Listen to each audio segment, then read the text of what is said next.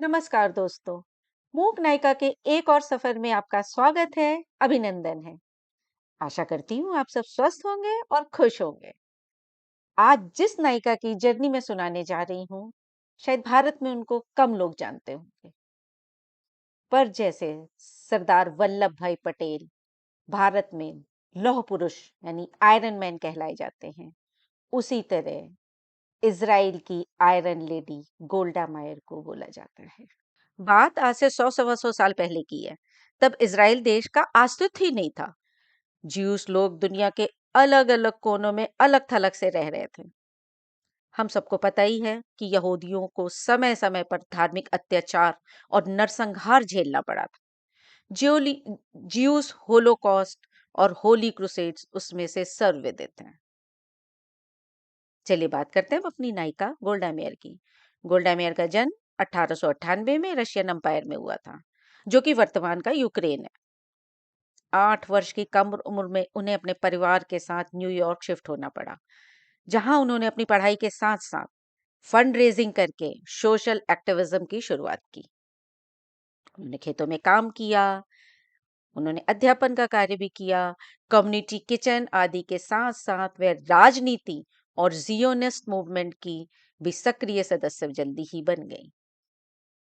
द्वितीय विश्व युद्ध के समय ज्यूश शरणार्थियों को ब्रिटिश कैंप साइप्रस में रखा गया था।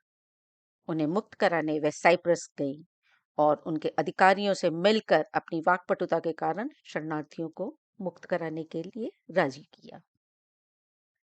इजराइल की घोषणा होने में अभी 6 महीने बचे थे।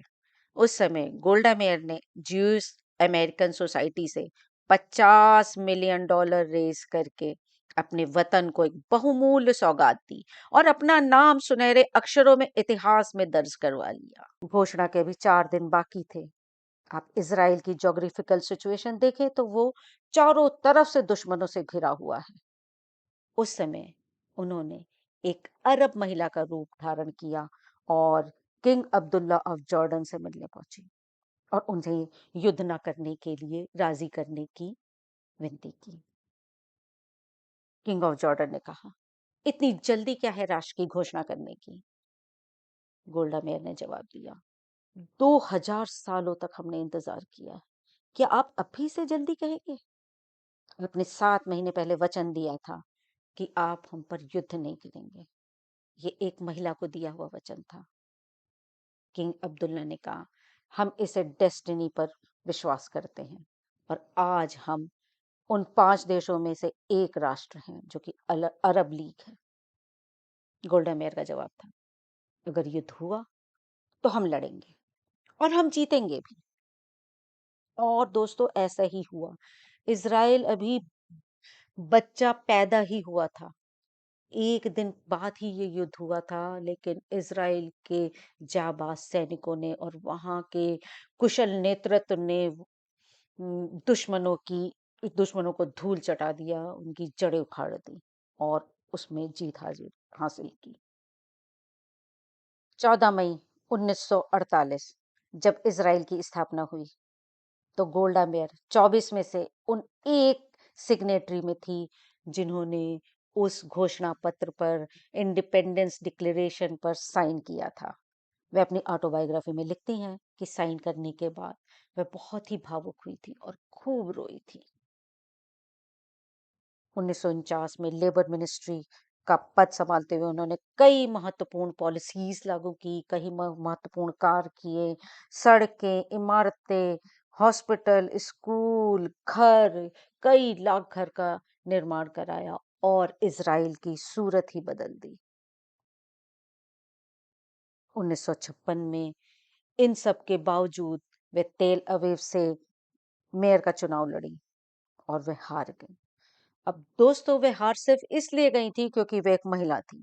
धार्मिक मतावलंबियों द्वारा विरोध करने पर मात्र 2 वोटों से उन्हें हरा दिया गया था। यही होता है दोस्तों, औरतों के साथ देश दुनिया चाहे कोई भी हो, धर्म चाहे कोई भी हो, लोगों को बर्दाश्त नहीं होता, धर्म को बर्दाश्त नहीं होता कि औरतें भी आगे आए, औरतें भी नेतृत्व संभालें।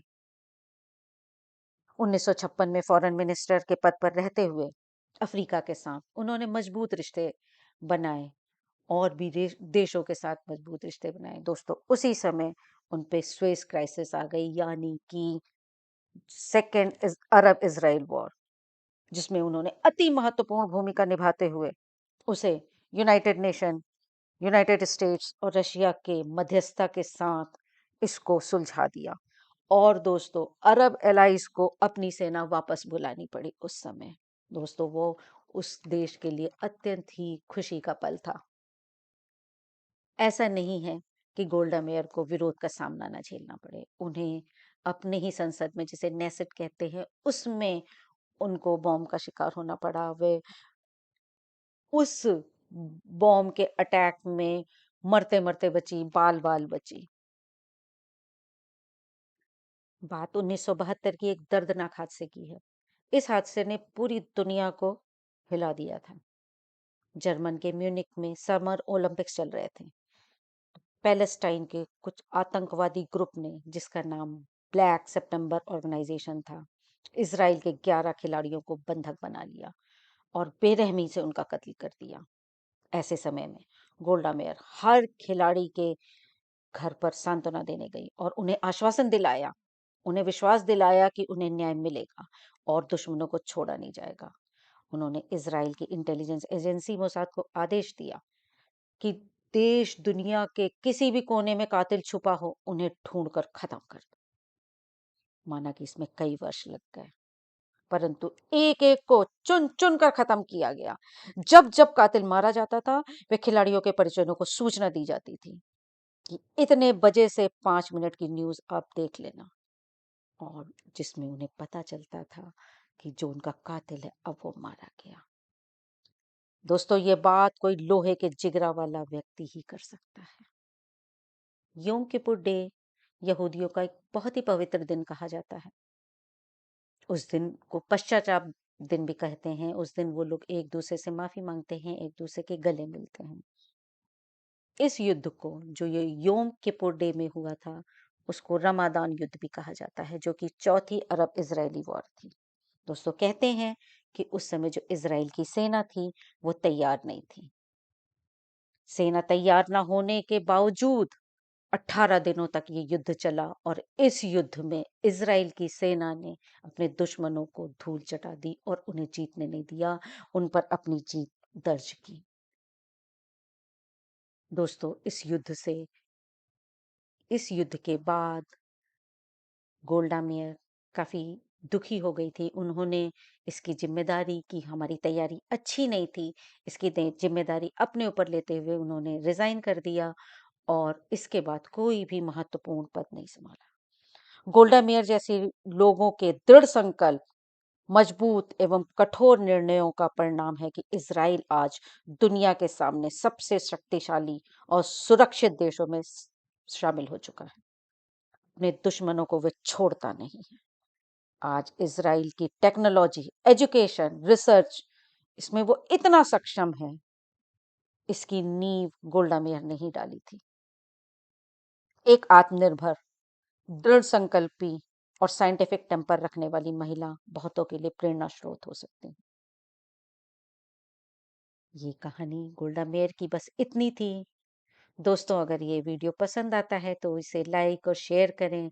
अपने घर की बेटियों को, अपने घर की महिलाओं को, अपने रिश्तेदारों को उन्हें बताएं। उन्हें ये उनके लिए एक प्रेरणा स्रोत बन सकती है। उनके साथ शेयर करें और सब्सक्राइब भी करते रहें। और साथ ही आप अपना सुझाव भी कमेंट बॉक्स में डाल सकते हैं। धन्यवाद दोस्तों, फिर मिलेंगे अगले वीडियो में।